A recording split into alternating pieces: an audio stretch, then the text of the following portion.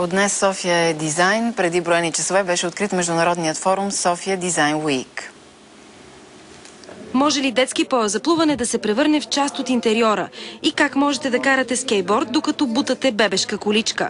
Оказва се, че граници пред съвременния дизайн няма. От тук идва и мотото на София Дизайн Уик тази година. Дизайнът е навсякъде. Тази година фестивалът се простира на 50 места в София. От галерии и арт-пространства до магазини и ресторанти. 19 световно известни дизайнери, 25 изложби, 15 творчески работилници. Всичко това в името на Негово величество дизайна. Дизайнът става все по-важен и по-важен. И то за хора, които не работят в тази сфера. Имаме индустриален дизайн, имаме интерактивен дизайн, графичен дизайн, имаме детски дизайн.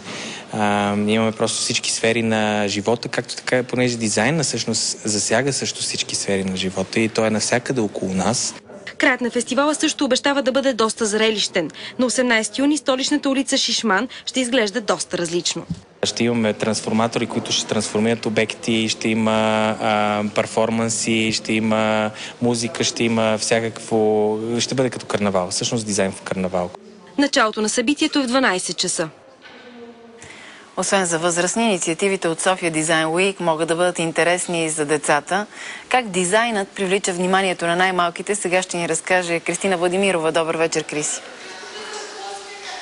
Добър вечер, Ани. Ако се чудите къде се намирам, аз се намирам в Картонения град. Този картонен град, както виждате, е пълен с деца. Деца, на които никой не им прави забележки, ако бутат експонатите, ако си играят с експонатите.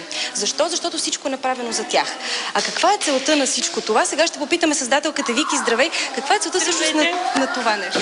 Ами целта да покажем, че могат да стават играчки от нищо, от едни кашони може да се направи цял свят и да провокираме децата да си измислят игри и да играят сами. А може всъщност да ми кажете в София Дизайн Уик, знам, че има много интересни инициативи, работилници. Какво всъщност ще бъде най-интересно? Най-интересно, намираме се първо в галерия Кредо Боном, да кажа, за зрителите на BTV. Какво друго интересно? Имаме банята, Централната минерална баня, където ще се случват много събития, прожекции, дискусии, лекции, работилници.